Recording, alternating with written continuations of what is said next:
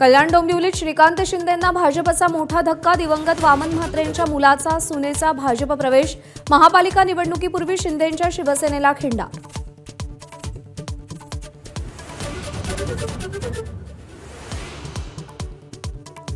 मालेगाव आणि छत्रपती संभाजीनगरमध्ये उद्धव ठाकरेंना मोठा धक्का। शिवसेनेचे उपनेते अद्वै हिरे आणि राजू शिंदे भाजपत प्रवेश करणार।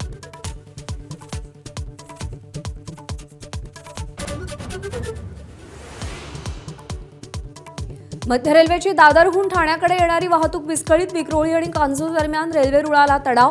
वाहतूक 20 ते 25 मिनिटे उशिराने।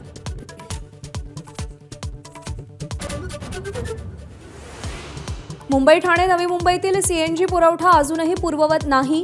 काही सीएनजी पंपावर वाहनांच्या लांबच लांब रांगा। वडाळ्यातील सीएनजी गॅस पुरवठा करणाऱ्या गेल पाईपलाईन दुरुस्तीचं काम अद्यापही सुरू।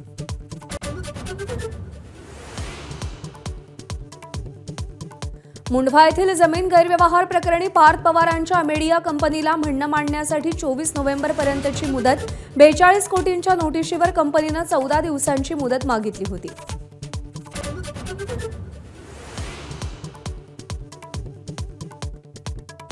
आरक्षित जागांची संख्या 50% जास्त झाल्यास निवडणुकाच रोखू। सुप्रीम कोर्टाचा कठोर इशारा। एससी एसटी ओबीसी आरक्षण 50%च्या आतच ठेवा। सुप्रीम कोर्टाचे आदेश। नगर परिषद आणि नगरपंचायत निवडणुकीसाठी अर्ज भरण्याची मुदत संपली। आजपासून अर्जांची छाननी होणार। अर्ज छाननीनंतर वैध उमेदवारांची यादी जाहीर केली जाणार। एबीपी माझाचा इम्पॅक्ट। बोगस शालार्थ आयडी प्रकरण। नागपूरमधील पगार रखडलेल्या शिक्षकांना पगार मिळणार। गृहराज्यमंत्री पंकज भोयर यांचं आश्वासन। राज्यात थंडीचा जोर वाढला। नाशिकमध्ये 6.9 अंश सेल्सिअस सर्वात कमी तापमानाची नोंद। मॉर्निंग वॉकला जाणाऱ्यांची संख्या वाढली।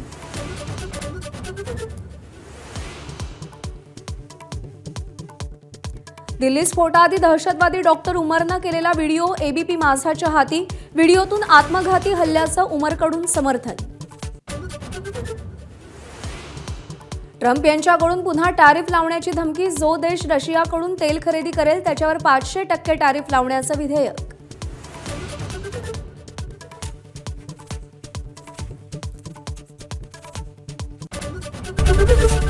एबीपी माझा, उघडा डोळे बघा नीट।